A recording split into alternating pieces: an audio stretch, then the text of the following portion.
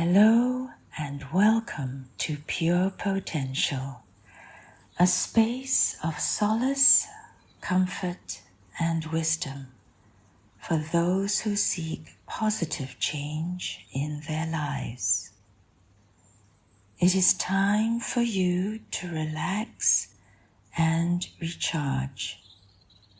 Close your eyes.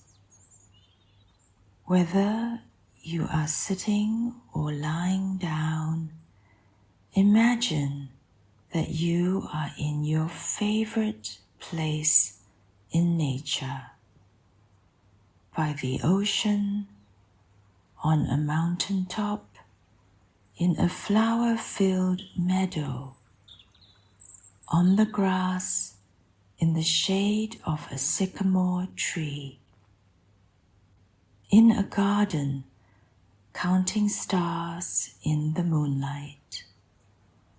Breathe in the fresh air and feel all tension leave your body as you exhale. Relax completely.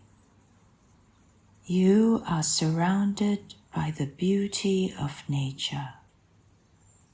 Happiness fills your heart and expands in the center of your chest, in the same way your favorite flower begins as a bud and blossoms into spectacular perfection.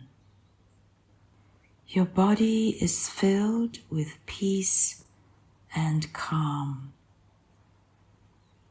This is your time to be yourself. Listen and know that you are worthy. You are safe. You are good enough. You matter. You are loved. 101 Zen Stories, compiled by Nyogen Senzaki. Sour Miso. The cook monk Dario at Bankei's monastery decided that he would take good care of his old teacher's health and give him only fresh miso, a paste of soybeans mixed with wheat and yeast that often ferments. Bankei, noticing that he was being served better miso than his pupils, asked, "Who is the cook today?"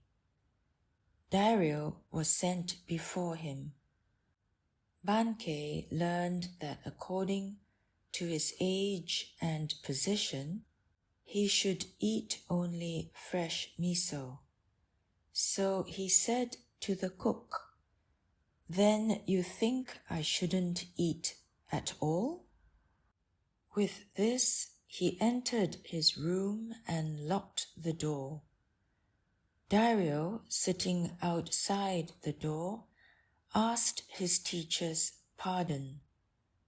Bankei would not answer. For 7 days, Dario sat outside and Bankei within. Finally, in desperation, an adherent called loudly to Bankei, "You may be all right, old teacher, but this young disciple here has to eat. He cannot go without food forever." At that, Bankei opened the door. He was smiling. He told Dario, "I insist on eating the same food as the least of my followers. When you become the teacher, I do not want you to forget this. Your light may go out." A student of Tendai a philosophical school of Buddhism, came to the Zen abode of Kasan as a pupil. When he was departing a few years later, Kasan warned him, "Studying the truth speculatively is useful as a way of collecting preaching material. But remember that unless you meditate constantly, your light of truth may go out." The giver should be thankful. While Seisetsu was the master of Engaku in Kamakura, he required larger quarters, since those in which he was teaching were overcrowded. Umeza Sebe, a merchant of Edo, decided to donate 500 pieces of gold called ryo toward the construction of a more commodious school. This money he brought to the teacher. Seisetsu said, "All right, I will take it." Umezu gave Seisetsu the sack of gold, but he was dissatisfied with the attitude of the teacher. One might live a whole year on 3 ryo, and the merchant had not even been thanked for 500. "In that sack is 500 ryo, hinted Umeza. "You told me that before," replied Seisetsu. "Even if I am a wealthy merchant, 500 ryo is a lot of money," said Umezu. "Do you want me to thank you for it?" asked Seisetsu. "You ought to," replied Umeza. "Why should I?" inquired Seisetsu. "The giver should be thankful." The Last Will and Testament. Ikkyu, a famous Zen teacher of the Ashikaga era, was the son of the emperor. When he was very young, his mother left the palace and went to study Zen in a temple. In this way, Prince Ikkyu also became a student. When his mother passed on, she left him a letter. It read, "To Ikkyu, I have finished my work in this life and am now returning into eternity. I wish you to become a good student and to realize your Buddha nature. You will know if I am in hell and whether I am always with you or not. If you become a man who realizes that the Buddha and his follower Bodhidharma are your own servants, you may leave off studying and work for humanity." The Buddha preached for 49 years, and in all that time found it not necessary to speak one word. You ought to know why. But if you don't, and yet wish to, avoid thinking fruitlessly. Your mother, not born, not dead. September 1st. P.S. The teaching of Buddha was mainly for the purpose of enlightening others. If you are dependent on any of its methods, you are naught but an ignorant insect. There are 80,000 books on Buddhism, and if you should read all of them and still not see your own nature, you will not understand even this letter. This is my will and testament. The Tea Master and the Assassin. Taiko, a warrior who lived in Japan before the Tokugawa era, studied Cha no Yu, tea etiquette, with Sen no Rikyu, a teacher of that aesthetical expression of calmness and contentment. Taiko's attendant warrior, Keto, interpreted his superior's enthusiasm for tea etiquette as negligence of state affairs, so he decided to kill Sen no Rikyu.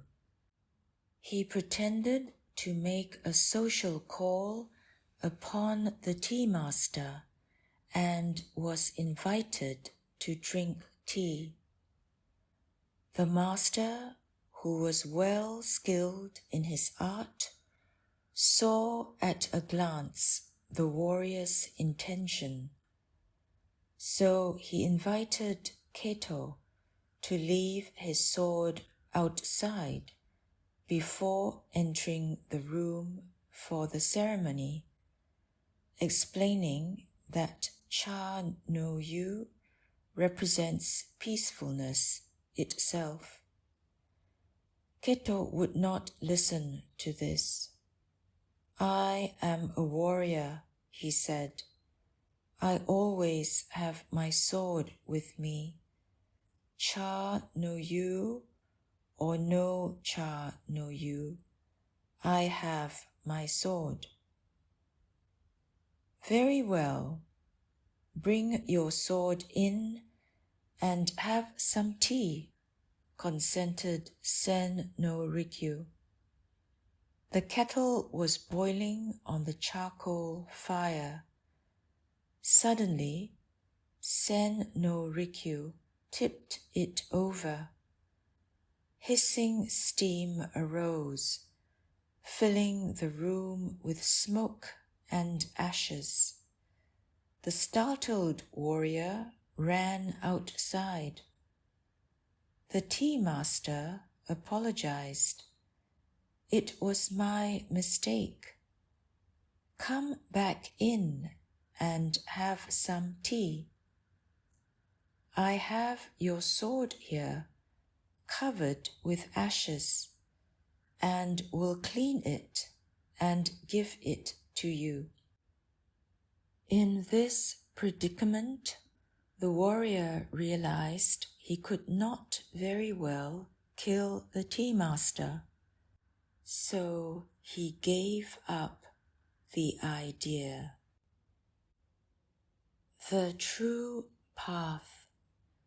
Just before Ninakawa passed away, the Zen master Ikkyu visited him. Shall I lead you on? Ikkyu asked.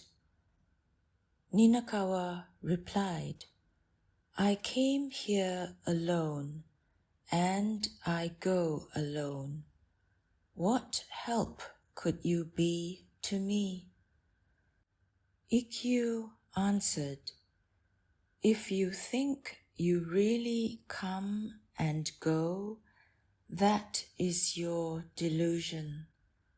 Let me show you the path on which there is no coming and going. With his words, Ikkyu had revealed the path so clearly that Ninakawa smiled and passed away. The Gates of Paradise. A soldier named Nobushige came to Hakyun and asked, "Is there really a paradise and a hell?" "Who are you?" inquired Hakyun. "I am a samurai," the warrior replied. "You, a soldier?" exclaimed Hakyun. "What kind of ruler would have you as his guard?" "Your face looks like that of a beggar." Nobushige became so angry that he began to draw his sword. But Hakyun continued, "So you have a sword. Your weapon is probably much too dull to cut off my head." As Nobushige drew his sword, Hakyun remarked, "Here open the gates of hell." At these words, the samurai, perceiving the master's discipline, sheathed his sword and bowed. "Here open the gates of paradise," said Hakyun. Arresting the Stone Buddha. A merchant bearing 50 rolls of cotton goods on his shoulders stopped to rest from the heat of the day beneath a shelter where a large stone Buddha was standing. There he fell asleep, and when he awoke, his goods had disappeared. He immediately reported the matter to the police. A judge named Ooka opened court to investigate. "That stone Buddha must have stolen the goods," concluded the judge. "He is supposed to care for the welfare of the people, but he has failed to perform his holy duty. Arrest him." The police arrested the stone Buddha and carried it into the court. A noisy crowd followed the statue, curious to learn what kind of sentence the judge was about to impose.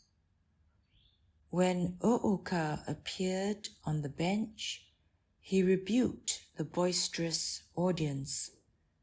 "What right have you people to appear before the court, laughing and joking in this manner? You are in contempt of court and subject to a fine and imprisonment." The people hastened to apologize.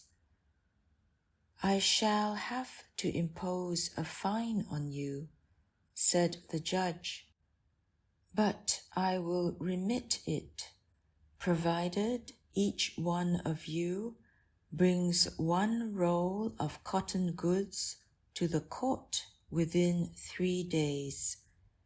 Anyone failing to do this will be arrested." One of the rolls of cloth which the people brought was quickly recognized by the merchant as his own, and thus the thief was easily discovered. the merchant recovered his goods, and the cotton rolls were returned to the people. Soldiers of Humanity. Once a division of the Japanese army was engaged in a sham battle, and some of the officers found it necessary to make their headquarters in Gasan's temple. Gasan told his cook, "Let the officers have only the simple fare we eat." This made the army men angry, as they were used to very deferential treatment. One came to Gasan and said, "Who do you think we are? We are soldiers, sacrificing our lives for our country. Why don't you treat us accordingly?" Gasan answered sternly, "Who do you think we are? We are soldiers of humanity, aiming to save all sentient beings." The Tunnel. Zenkai, the son of a samurai, journeyed to Edo, and there became the retainer of a high official.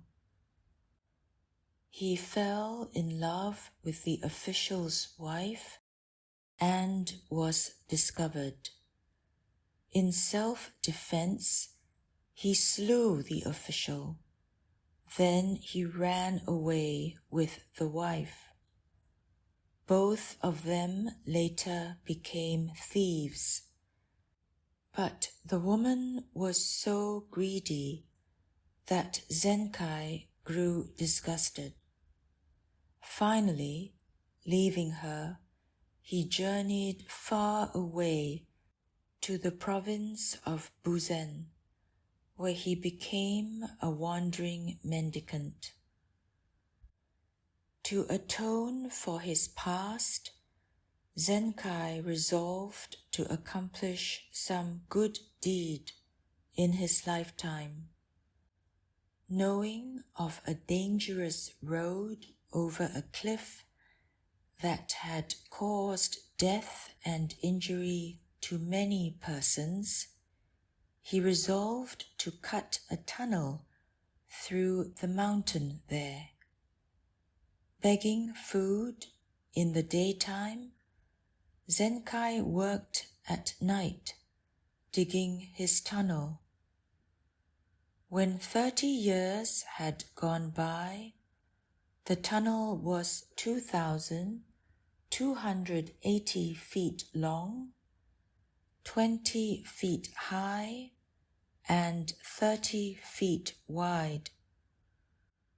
2 years before the work was completed, the son of the official he had slain, who was a skilled swordsman, found Zenkai and came to kill him in revenge. "I will give you my life willingly," said Zenkai. "Only let me finish this work. On the day it is completed, then you may kill me." So the son awaited the day. Several months passed, and Zenkai kept digging. The son grew tired of doing nothing and began to help with the digging. After he had helped for more than a year, he came to admire Zenkai's strong will and character.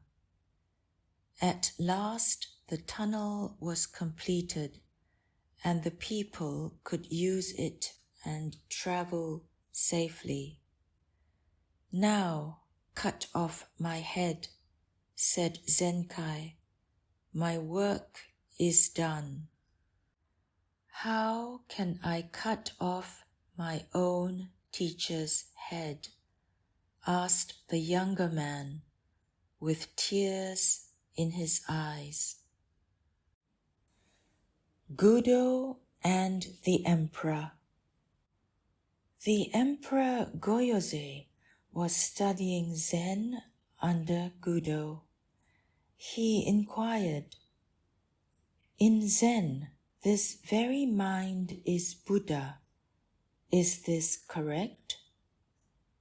Gudo answered, "If I say yes, you will think that you understand without understanding. If I say no, I would be contradicting a fact which you may understand quite well." On another day, the Emperor asked Gudo, "Where does the enlightened man go when he dies?" Gudo answered, "I know not." "Why don't you know?" asked the Emperor. "Because I have not died yet," replied Gudo. The Emperor hesitated to inquire further about these things his mind could not grasp. So Gudo beat the floor with his hand as if to awaken him, and the Emperor was enlightened. The Emperor respected Zen and old Gudo more than ever after his enlightenment, and he even permitted Gudo to wear his hat in the palace in winter. When Gudo was over 80, he used to fall asleep in the midst of his lecture, and the Emperor would quietly retire to another room, so his beloved teacher might enjoy the rest his aging body required. In the Hands of Destiny. A great Japanese warrior named Nobunaga decided to attack the enemy, although he had only 1/10 the number of men the opposition commanded. He knew that he would win, but his soldiers were in doubt. On the way, he stopped at a Shinto shrine and told his men, "After I visit the shrine, I will toss a coin. If heads comes, we will win. If tails, we will lose. Destiny holds us in her hand." Nobunaga entered the shrine and offered a silent prayer. He came forth and tossed a coin. Heads appeared. His soldiers were so eager to fight that they won their battle easily. No one can change the hand of destiny, his attendant told him after the battle. "Indeed not," said Nobunaga, showing a coin which had been doubled, with heads facing either way. Killing. Kasan instructed his adherents one day, "Those who speak against killing and who desire to spare the lives of all conscious beings are right. It is good to protect even animals and insects. But what about those persons who kill time? What about those who are destroying wealth and those who destroy political economy? We should not overlook them. Furthermore, what of the one who preaches without enlightenment? He is killing Buddhism. Kasan Sweat. Kasan was asked to officiate at the funeral of a provincial lord. He had never met lords and nobles before, so he was nervous. When the ceremony started, Kasan began to sweat. Afterwards, when he had returned, he gathered his pupils together. Kasan confessed that he was not yet qualified to be a teacher, for he lacked the sameness of bearing in the world of fame that he possessed in the secluded temple. Then Kasan resigned and became a pupil of another master. 8 years later, he returned to his former pupils, enlightened. The subjugation of a ghost. A young wife fell sick and was about to die. "I love you so much," she told her husband. "I do not want to leave you. Do not go from me to any other woman. If you do, I will return as a ghost and cause you endless trouble." Soon the wife passed away. The husband respected her last wish for the first 3 months. But then he met another woman and fell in love with her. They became engaged to be married. Immediately after the engagement, a ghost appeared every night to the man, blaming him for not keeping his promise. The ghost was clever too.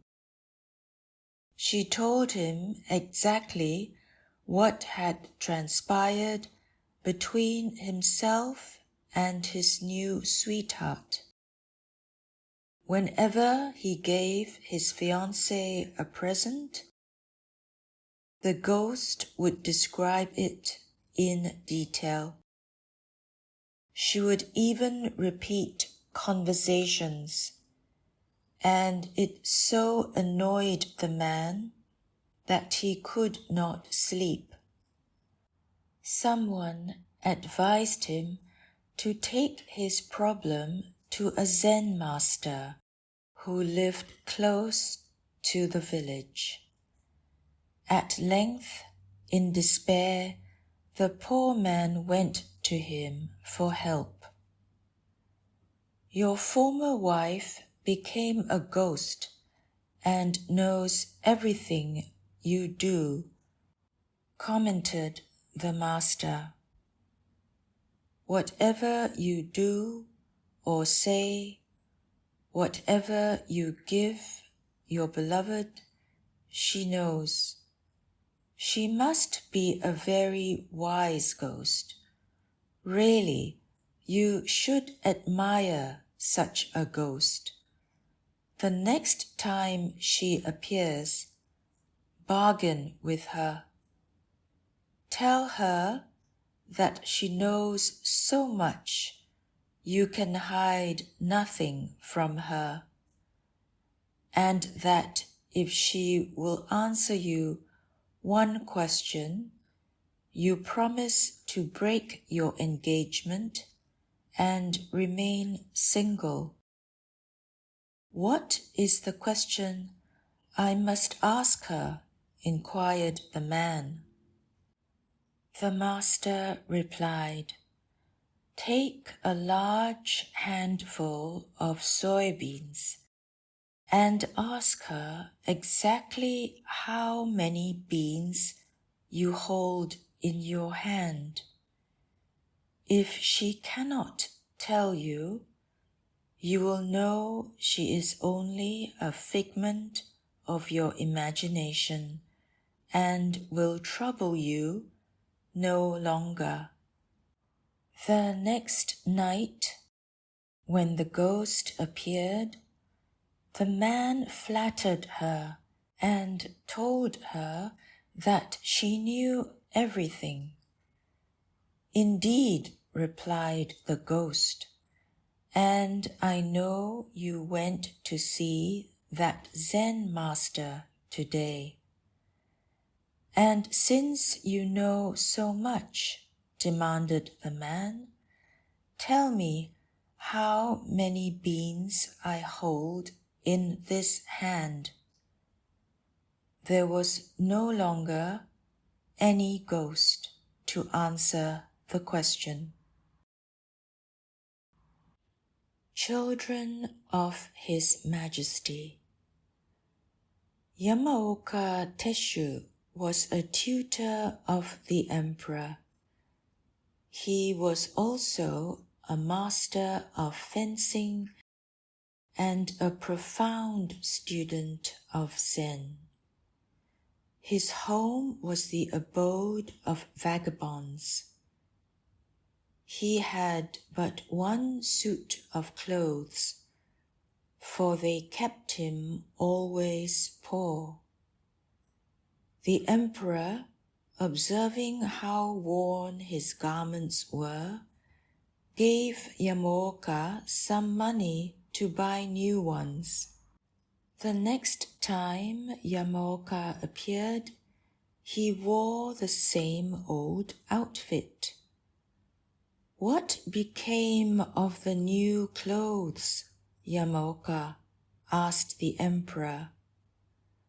I provided clothes for the children of your majesty, explained Yamaoka. What are you doing? What are you saying? In modern times, a great deal of nonsense is talked about masters and disciples, and about the inheritance of a master's teaching by favorite pupils, entitling them to pass the truth on to their adherents. Of course, Zen should be imparted in this way, from heart to heart, and in the past it was really accomplished. Silence and humility reigned, rather than profession and assertion. The one who received such a teaching kept the matter hidden even after 20 years. Not until another discovered through his own need that a real master was at hand was it learned that the teaching had been imparted, and even then the occasion arose quite naturally, and the teaching made its way in its own right. Under no circumstance did the teacher even claim, "I am the successor of so and so." Such a claim would prove quite the contrary. The Zen master Munan had only one successor. His name was Shoju. After Shoju had completed his study of Zen, Munan called him into his room.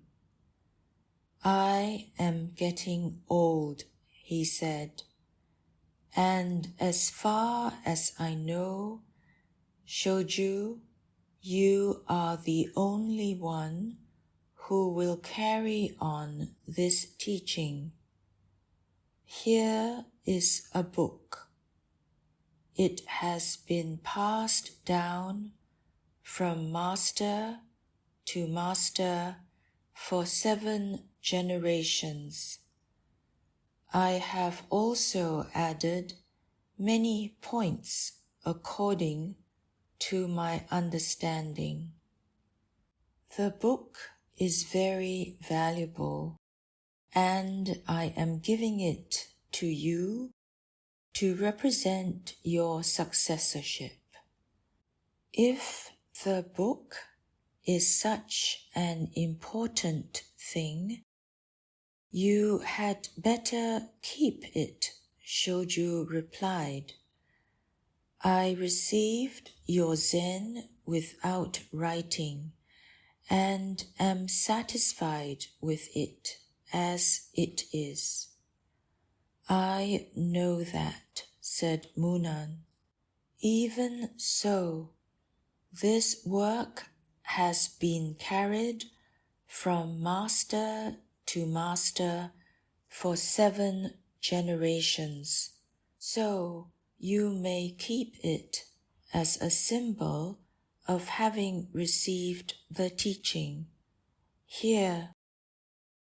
They happened to be talking before a brazier.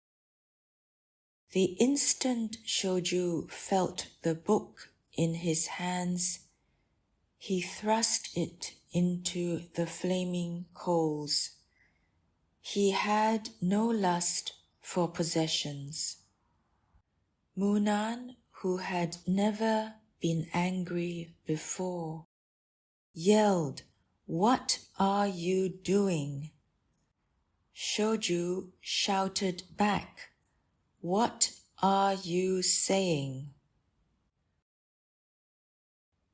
One Note of Zen. After Kakua visited the emperor, he disappeared, and no one knew what became of him. He was the first Japanese to study Zen in China, but since he showed nothing of it, save one note, he is not remembered for having brought Zen into his country. Kakua visited China and accepted the true teaching. He did not travel while he was there. Meditating constantly, he lived on a remote part of a mountain.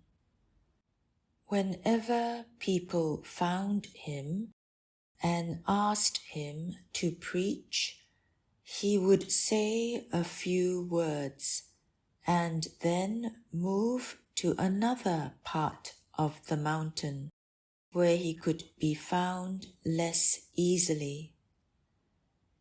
The emperor heard about Kakua when he returned to Japan and asked him to preach Zen for his edification and that of his subjects. Kakua stood before the emperor in silence. He then produced a flute from the folds of his robe and blew one short note. Bowing politely, he disappeared. Eating the blame. Circumstances arose one day which delayed preparation of the dinner of a Soto Zen master, Fukai, and his followers. In haste, the cook went to the garden with his curved knife and cut off the tops of green vegetables, chopped them together, and made soup, unaware that in his haste he had included a part of a snake in the vegetables. The followers of Fukai thought they had never tasted such good soup. But when the master himself found the snake's head in his bowl, he summoned the cook. "What is this?" he demanded, holding the head of the snake. "Oh, thank you, master," replied the cook, taking the morsel and eating it quickly. The most valuable thing in the world. Sozan, a Chinese Zen master, was asked by a student, "What is the most valuable thing in the world?" The master replied, "The head of a dead cat." "Why is the head of a dead cat the most valuable thing in the world?" inquired the student. Sozan replied, "Because no one can name its price." Learning to be silent. The pupils of the Tendai school used to study meditation before Zen entered Japan. 4 of them, who were intimate friends, promised one another to observe 7 days of silence. On the first day, all were silent. Their meditation had begun auspiciously, but when night came and the oil lamps were growing dim, one of the pupils could not help exclaiming to a servant, "Fix those lamps." The second pupil was surprised to hear the first one talk. "We are not supposed to say a word," he remarked. "You are stupid. Why did you talk?" asked the third.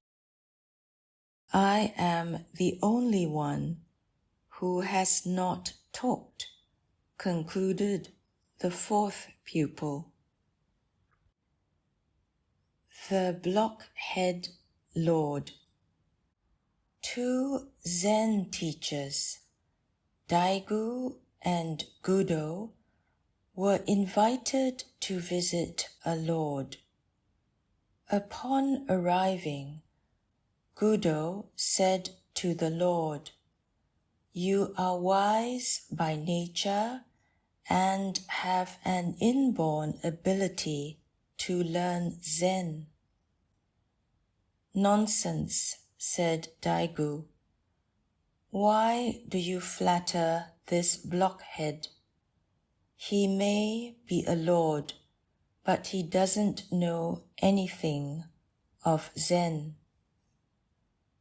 So instead of building a temple for Gudo, the Lord built it for Daigu and studied Zen with him. 10 Successors.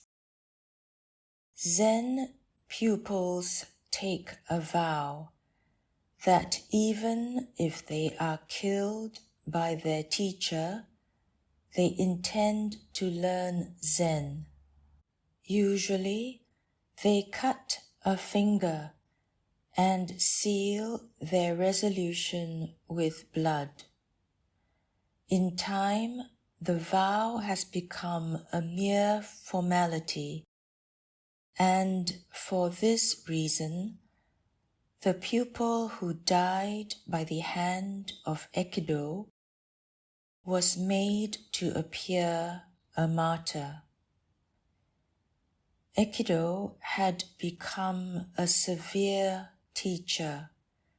His pupils feared him.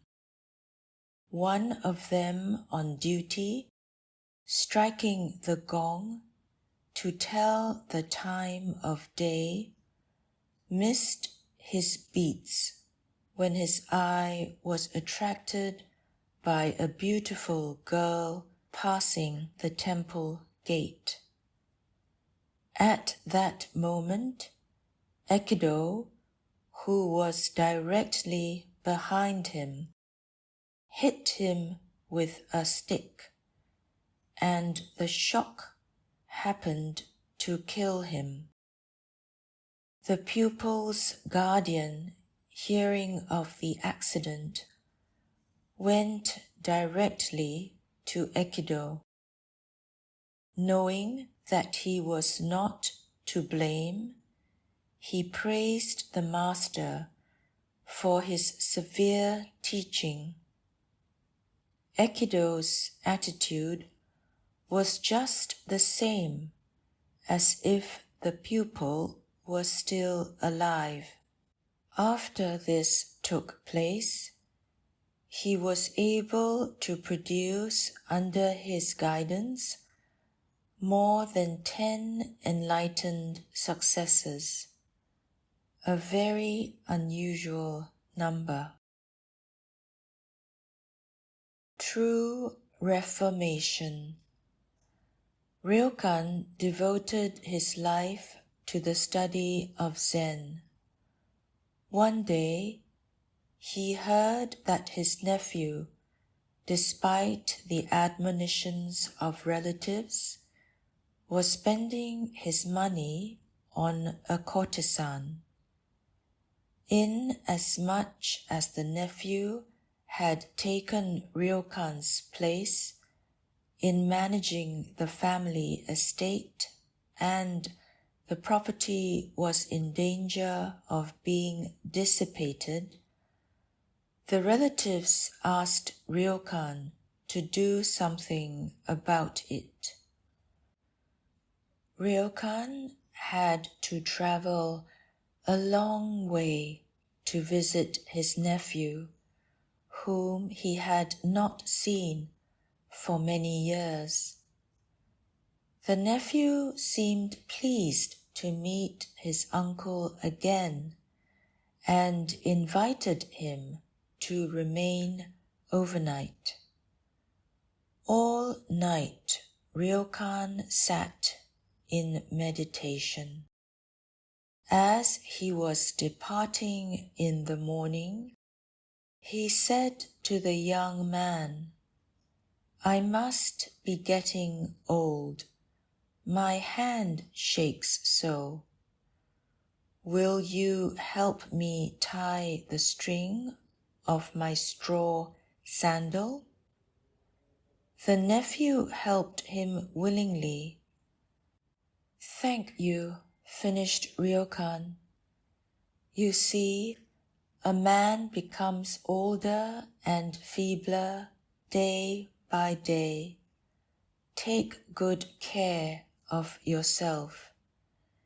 Then Ryokan left, never mentioning a word about the courtesan or the complaints of the relatives. But from that morning on, the dissipations of the nephew ended. Temper. A Zen student came to Bankei and complained, "Master, I have an ungovernable temper. How can I cure it?" "You have something very strange," replied Bankei. "Let me see what you have." "Just now I cannot show it to you," replied the other.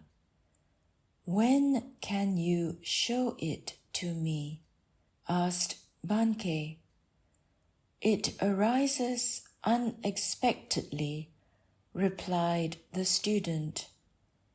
"Then," concluded Bankei, "it must not be your own true nature. If it were, you could show it to me at any time. When you were born, you did not have it, and your parents did not give it to you. Think that over." The Stone Mind. Hogan, a Chinese Zen teacher, lived alone in a small temple in the country. One day, 4 traveling monks appeared and asked if they might make a fire in his yard to warm themselves. While they were building the fire, Hogan heard them arguing about subjectivity and objectivity. He joined them and said, "There is a big stone. Do you consider it to be inside or outside your mind?" One of the monks replied, "From the Buddhist viewpoint, everything is an objectification of mind. So I would say that the stone is inside my mind." "Your head must feel very heavy," observed Hogan, "if you are carrying around a stone like that in your mind." No attachment to dust. Zengzi, a Chinese master of the Tang dynasty, wrote the following advice for his pupils: "Living in the world, yet not forming attachments to the dust of the world, is the way of a true Zen student. When witnessing the good action of another, encourage yourself to follow his example. Hearing of the mistaken action of another, advise yourself not to emulate it. Even though alone in a dark room, be as if you were facing a noble guest, Express your feelings, but become no more expressive than your true nature. Poverty is your treasure. Never exchange it for an easy life. A person may appear a fool and yet not be one. He may only be guarding his wisdom carefully. Virtues are the fruit of self-discipline and do not drop from heaven of themselves as does rain or snow. Modesty is the foundation of all virtues.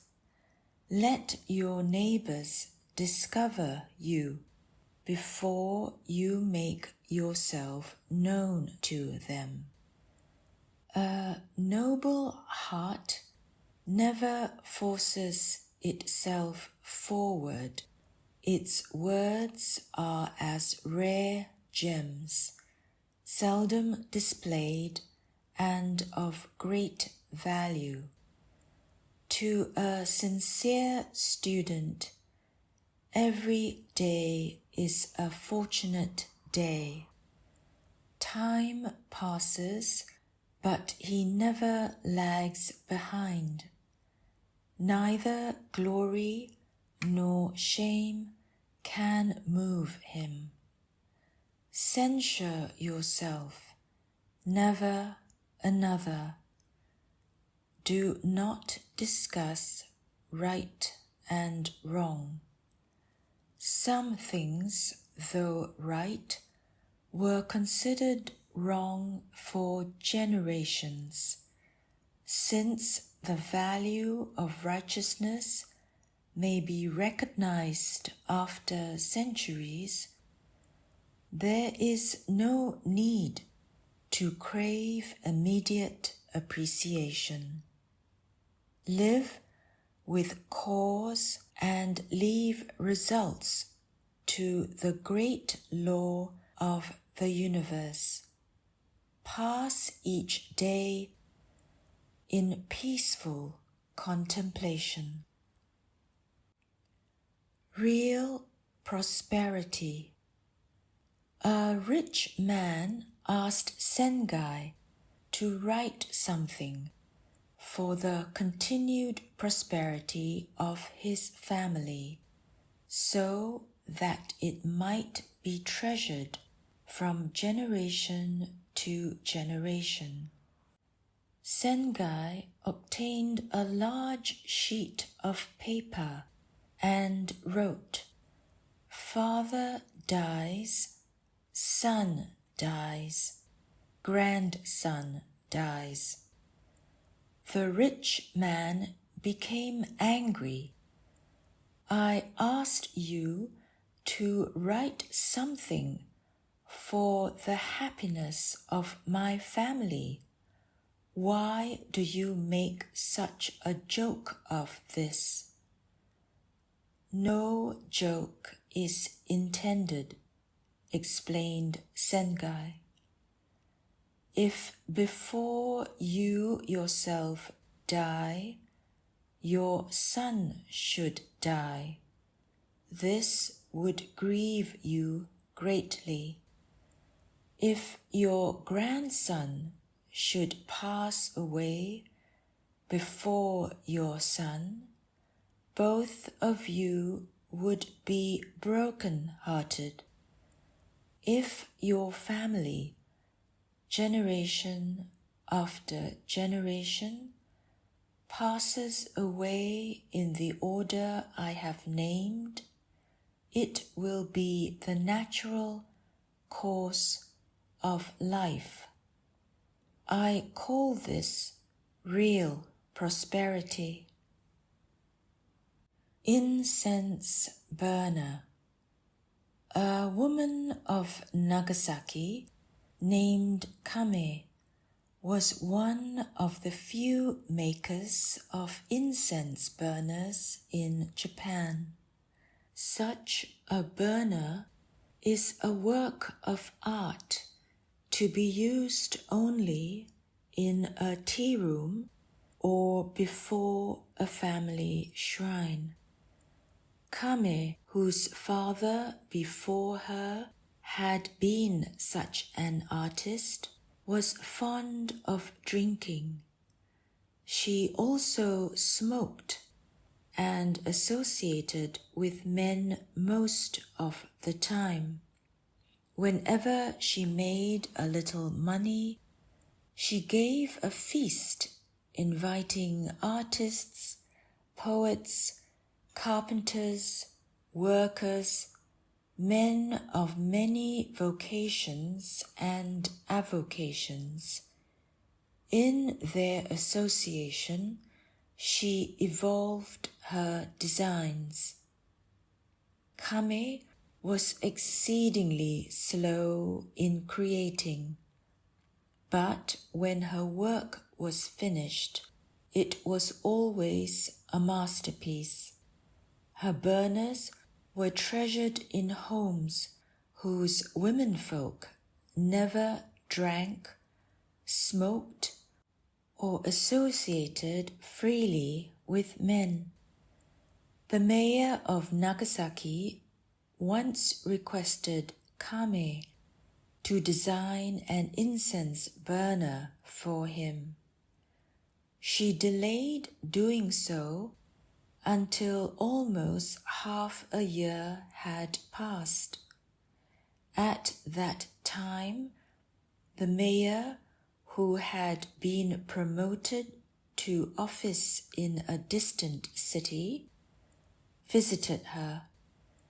He urged Kame to begin work on his burner.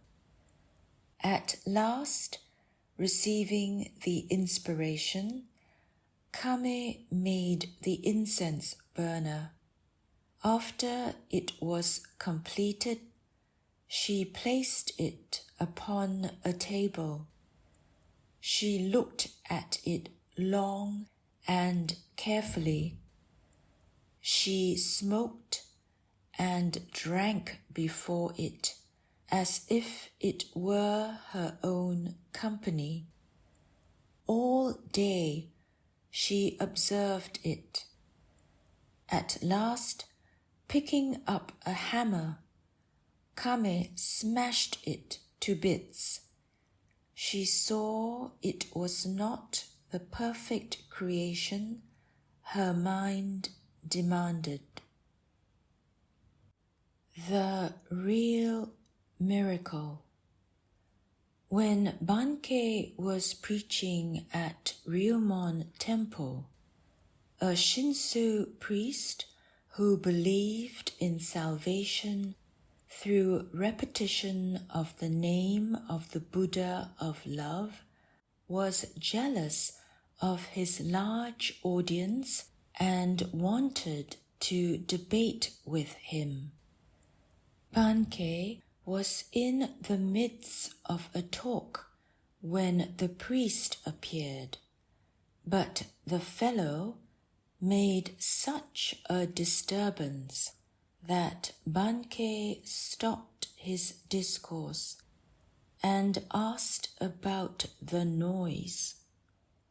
"The founder of our sect," boasted the priest, "had such miraculous powers that he held a brush in his hand on one bank of the river, his attendant held up a paper on the other bank, and the teacher wrote the holy name of Amida through the air.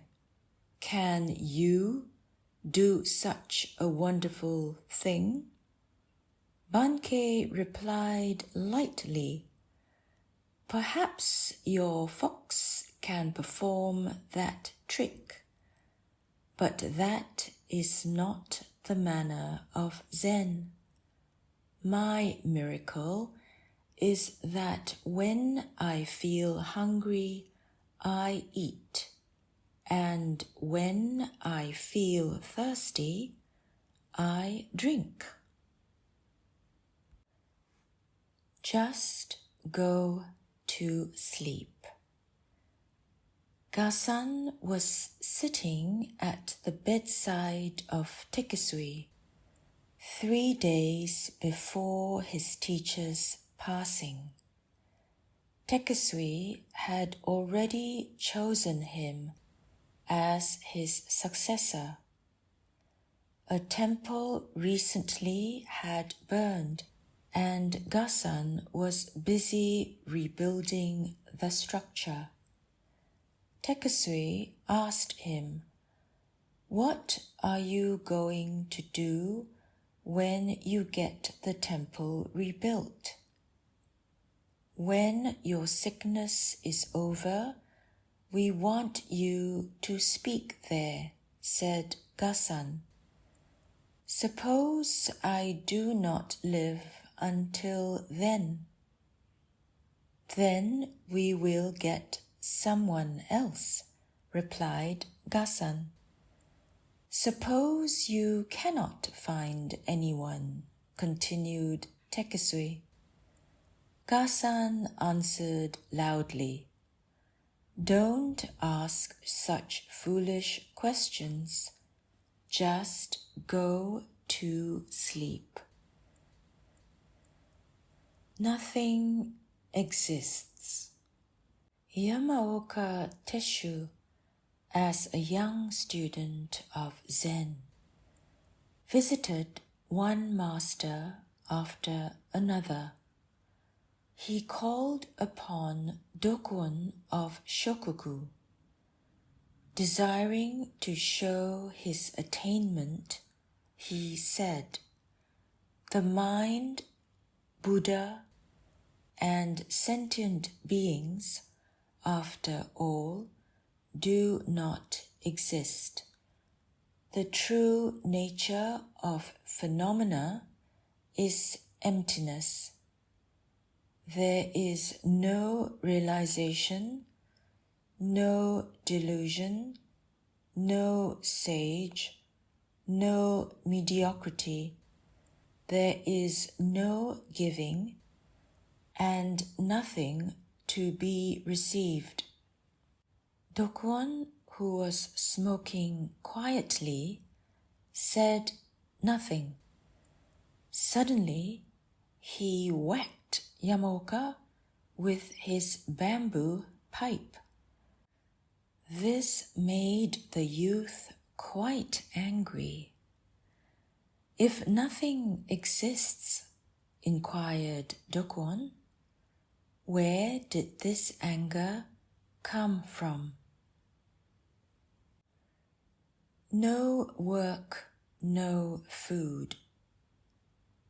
Hyakujo, the Chinese Zen master, used to labor with his pupils even at the age of 80, trimming the gardens, cleaning the grounds, and pruning the trees.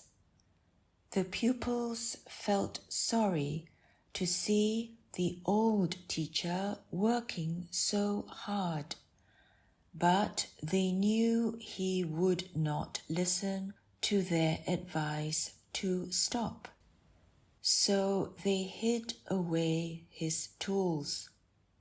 That day, the master did not eat. The next day, he did not eat, nor the next.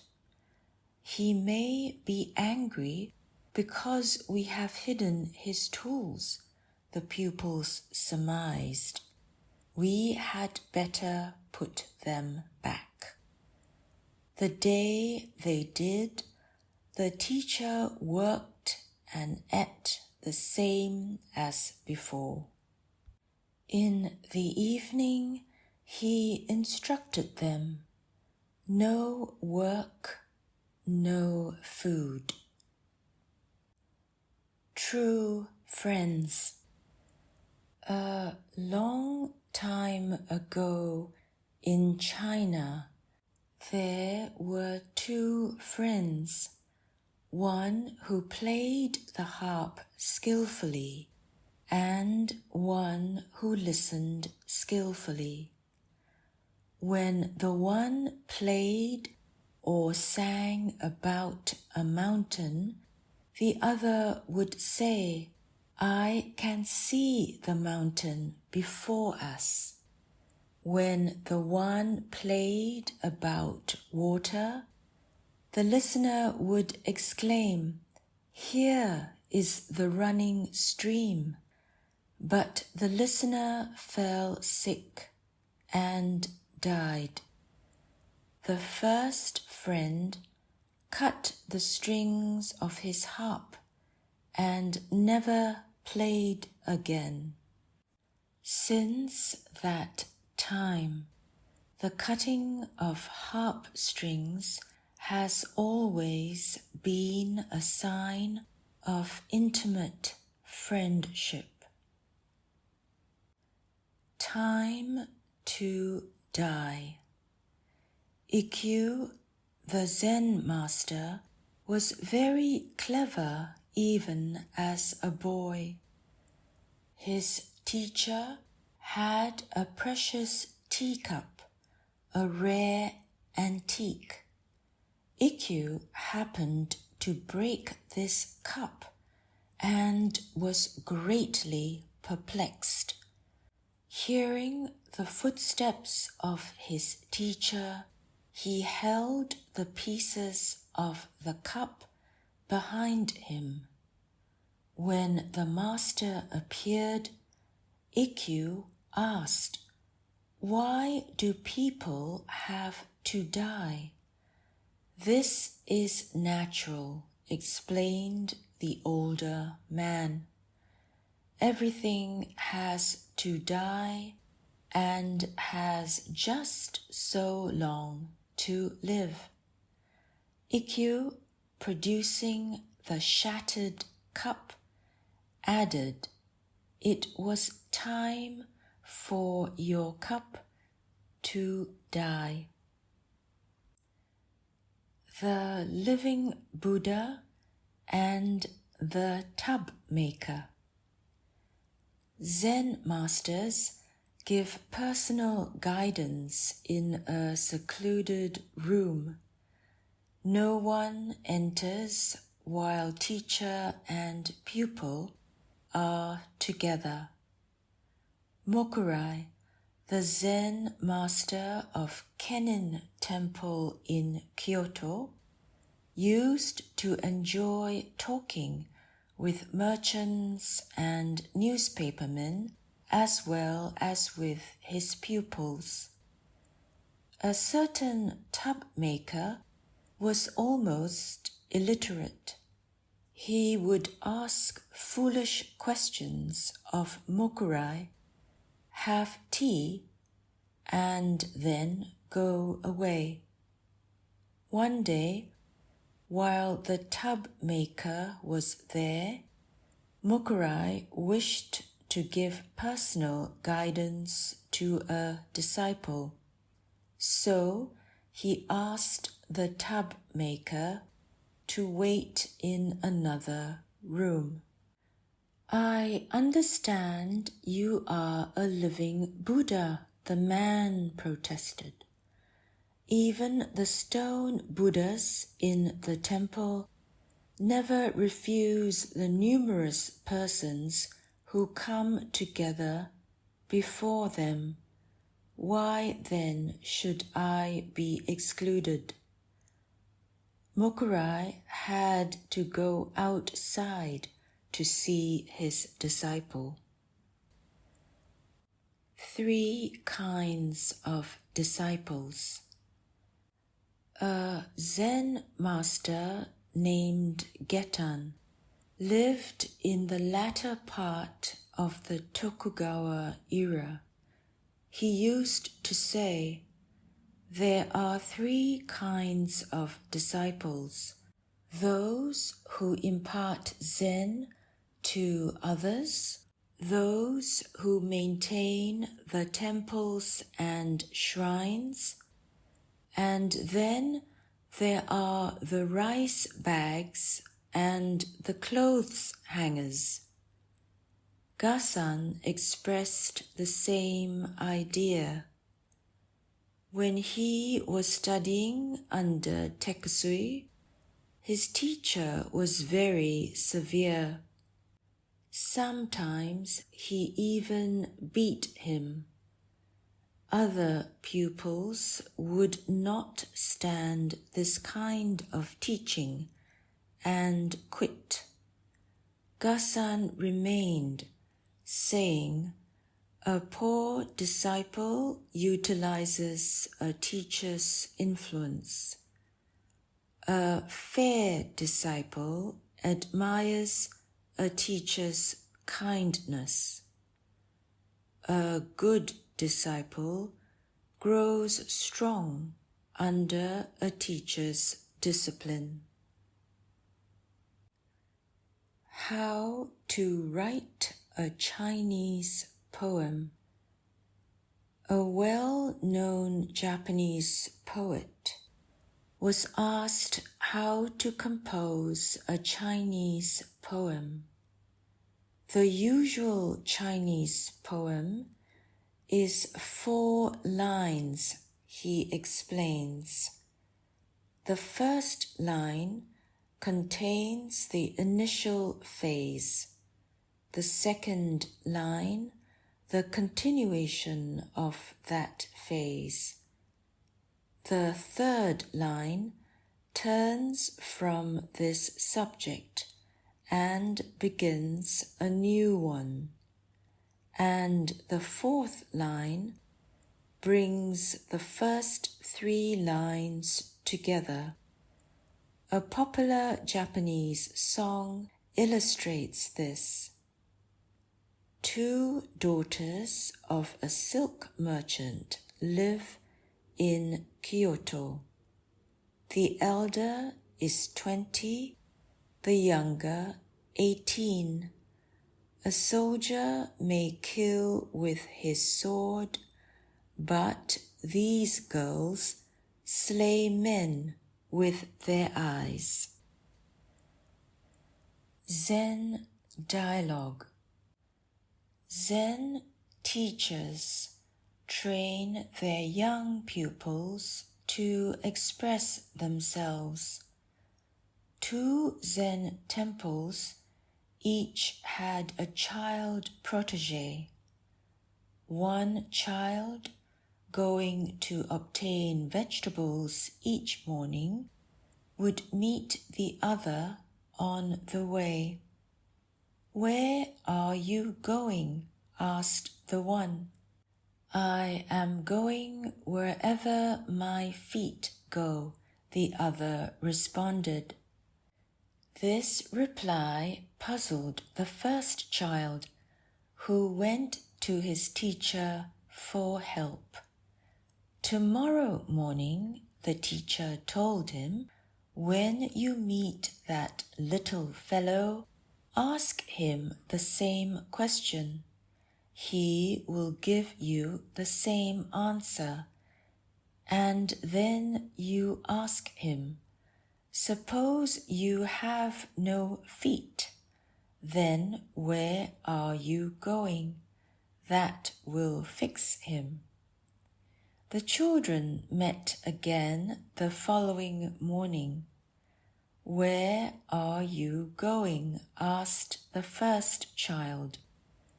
"I am going wherever the wind blows," answered the other. This again nonplussed the youngster, who took his defeat to his teacher. "Ask him where he is going if there is no wind," suggested the teacher. The next day, the children met a third time.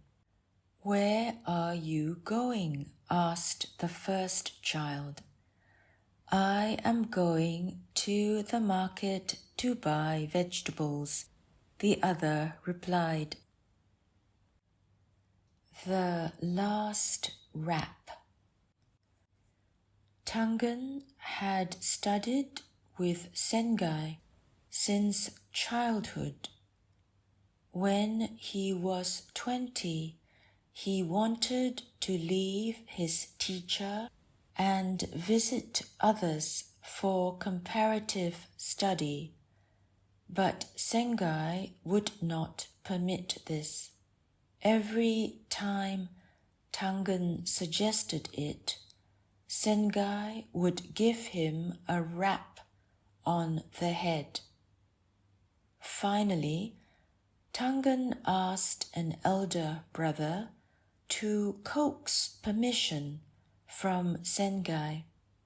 This the brother did, and then reported to Tangen.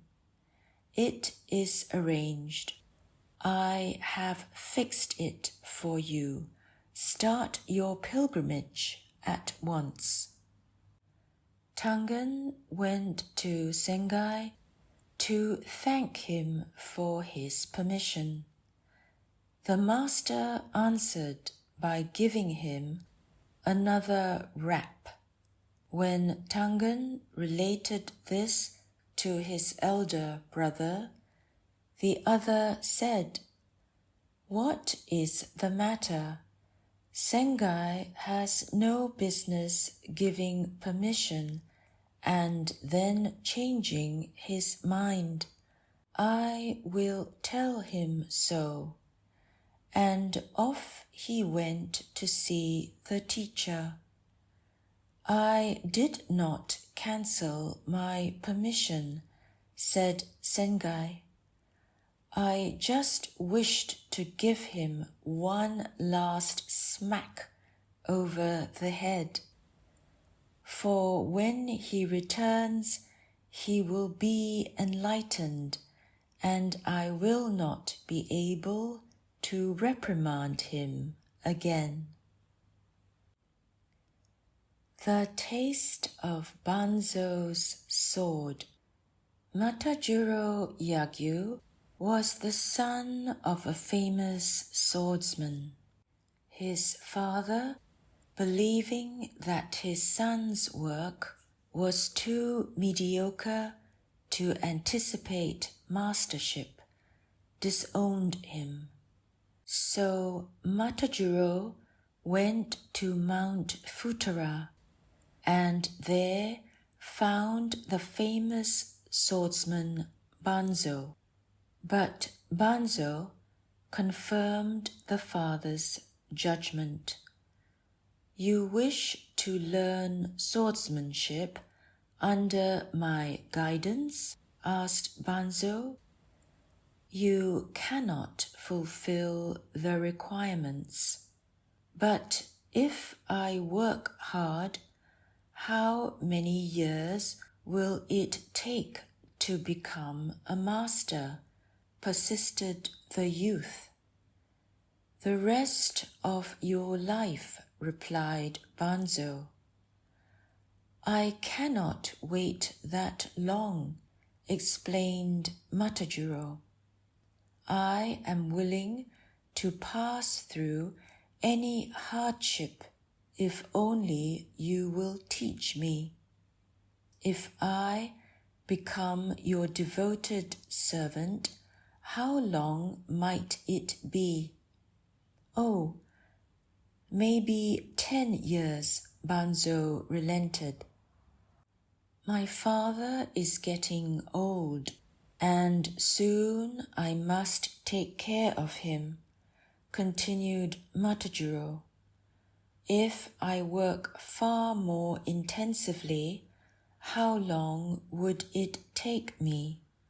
"Oh, maybe 30 years, said Banzo.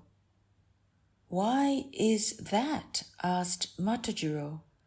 "First you say 10, and now 30 years. I will undergo any hardship to master this art in the shortest time." "Well," said Banzo, "in that case you will have to remain with me for 70 years. A man in such a hurry as you are to get results seldom learns quickly." "Very well," declared the youth, understanding at last that he was being rebuked for impatience. "I agree." Matajuro was told never to speak of fencing and never to touch a sword. He cooked for his master, washed the dishes, made his bed, cleaned the yard, cared for the garden, all without a word of swordsmanship. 3 years passed. Still, Matajuro labored on. Thinking of his future, he was sad. He had not even begun to learn the art to which he had devoted his life. But one day, Banzo crept up behind him and gave him a terrific blow with a wooden sword. The following day, when Matajuro was cooking rice, Banzo again sprang upon him unexpectedly. After that, day and night, Matajuro had to defend himself from unexpected thrusts. Not a moment passed in any day that he did not have to think of the taste of Banzo's sword. He learned so rapidly, he brought smiles to the face of his master. Matajuro became the greatest swordsman in the land. Fire Poker Zen. Hakyun used to tell his pupils about an old woman who had a tea shop, praising her understanding of Zen. The pupils refused to believe what he told them and would go to the tea shop to find out for themselves. Whenever the woman saw them coming, she could tell at once whether they had come for tea or to look into her grasp of Zen. In the former case, she would serve them graciously. In the latter, she would beckon the pupils to come behind her screen. The instant they obeyed, she would strike them with a fire poker. 9 out of 10 of them could not escape her beating. Storytellers Zen. Encho was a famous storyteller. His tales of love stirred the hearts of his listeners. When he narrated a story of war, it was as if the listeners themselves were in the field of battle. One day, Encho met Yamaoka Teshu, a layman who had almost embraced masterhood of Zen. "I understand," said Yamaoka, "you are the best storyteller in our land, and that you make people cry or laugh at will. Tell me my favorite story of the Peach Boy. When I was a little tot, I used to sleep beside my mother, and she often related this legend. In the middle of the story, I would fall asleep. Tell it to me, just as my mother did. Encho dared not attempt this. He requested time to study. Several months later, he went to Yamaoka and said, "Please give me the opportunity to tell you the story." "Some other day," answered Yamaoka. Encho was keenly disappointed. He studied further and tried again. Yamaoka rejected him many times. When Encho would start to talk, Yamaoka would stop him, saying, "You are not yet like my mother."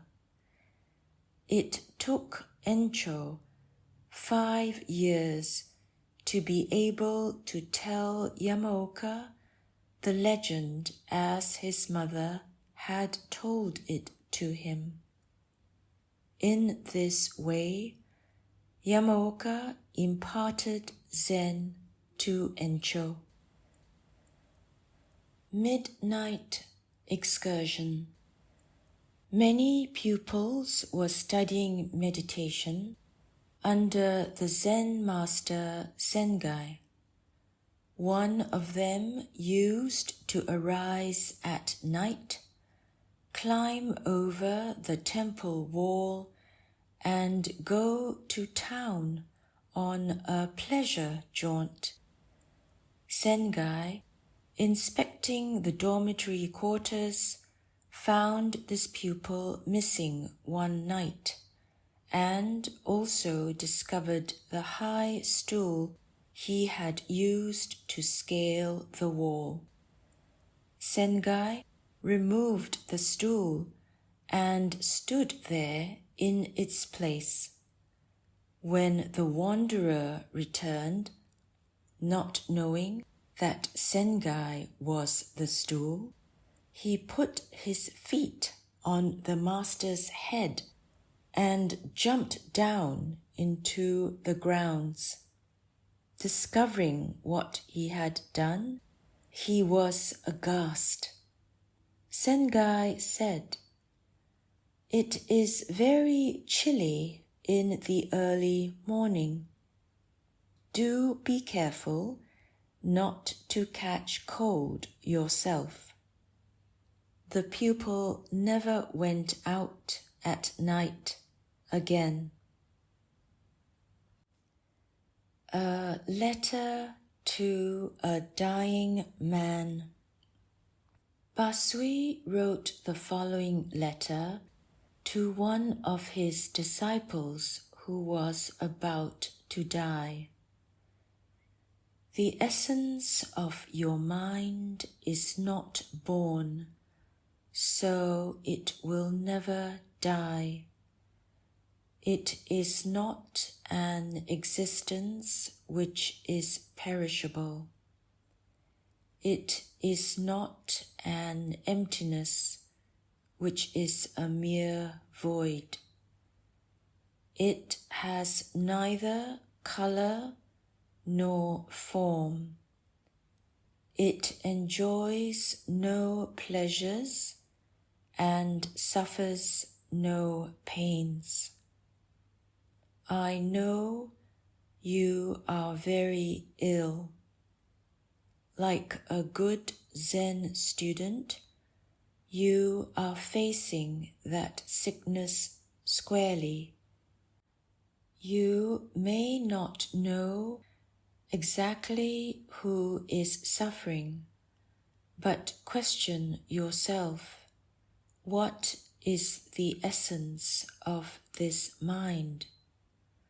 Think only of this. You will need no more. Covet nothing. Your end, which is endless, is as a snowflake dissolving in the pure air. A drop of water. A Zen master named Gisan asked a young student to bring him a pail of water to cool his bath. The student brought the water and, after cooling the bath, threw onto the ground the little that was left over. "You dunce," the master scolded him.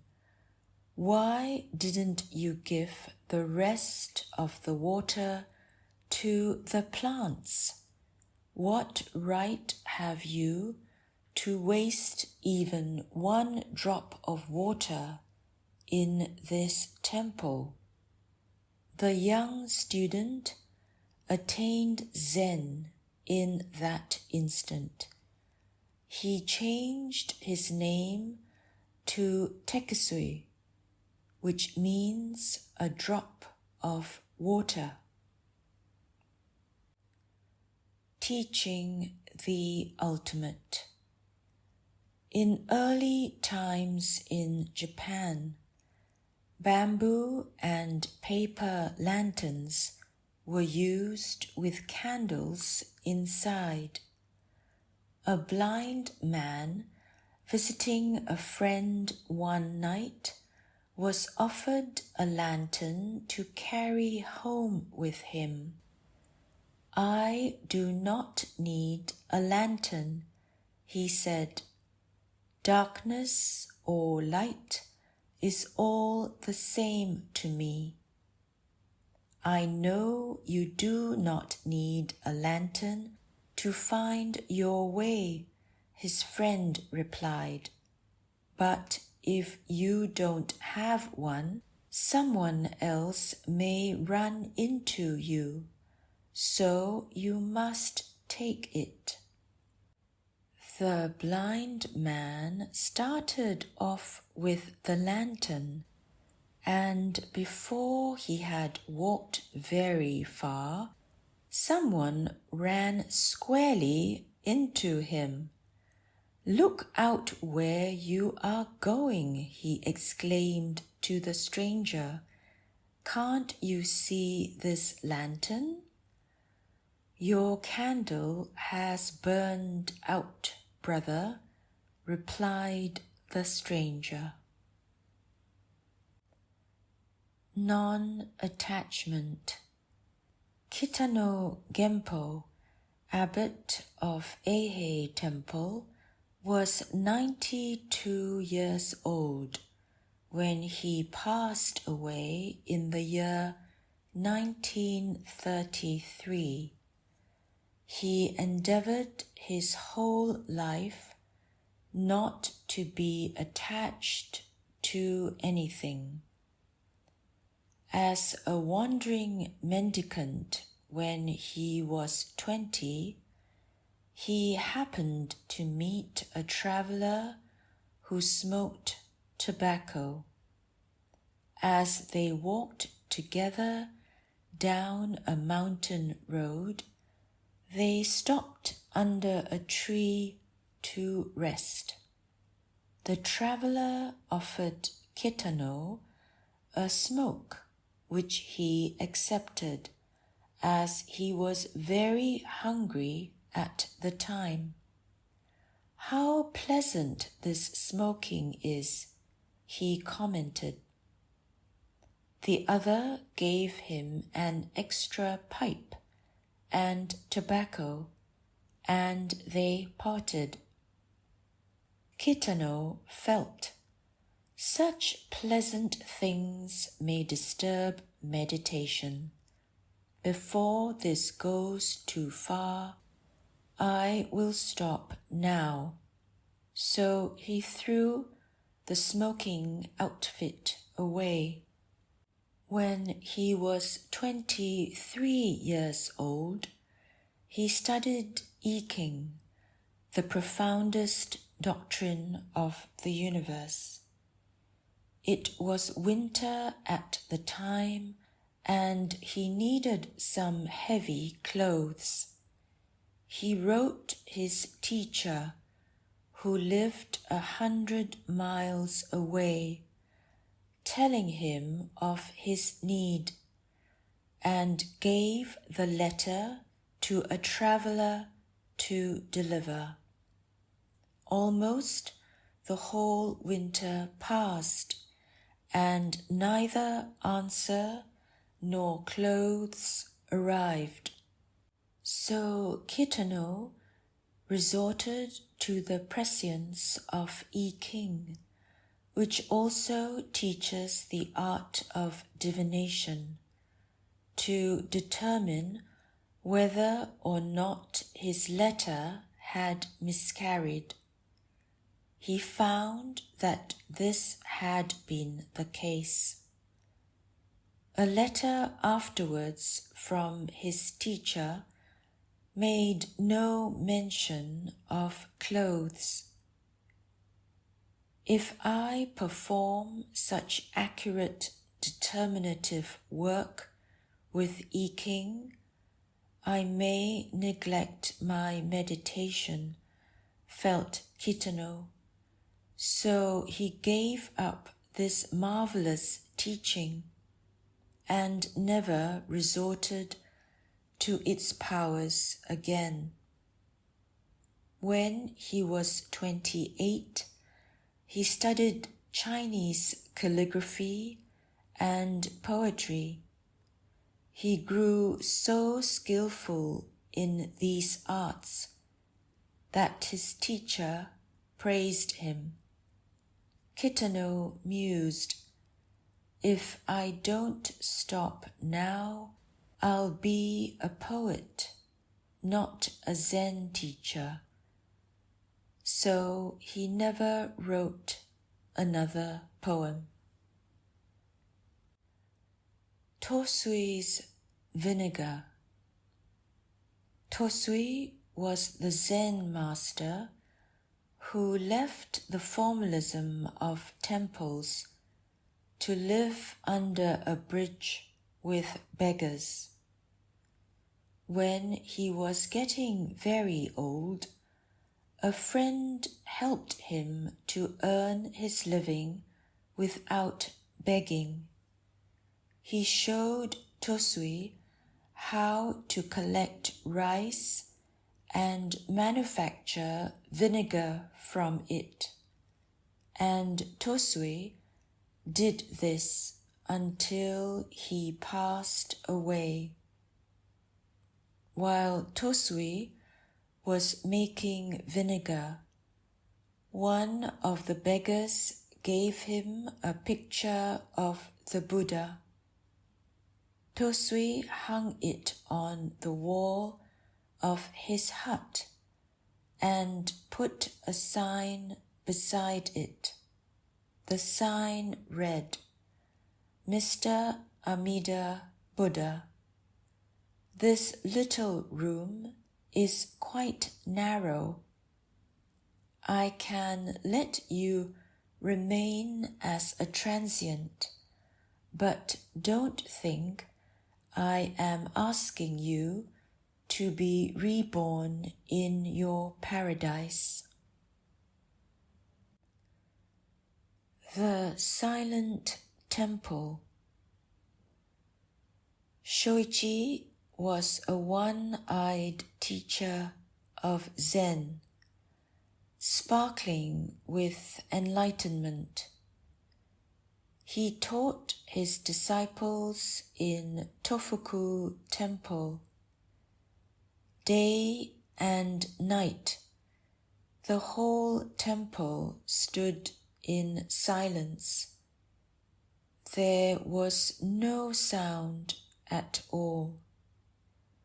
Even the reciting of sutras was abolished by the teacher. His pupils had nothing to do but meditate. When the master passed away, an old neighbor heard the ringing of bells and the recitation of sutras.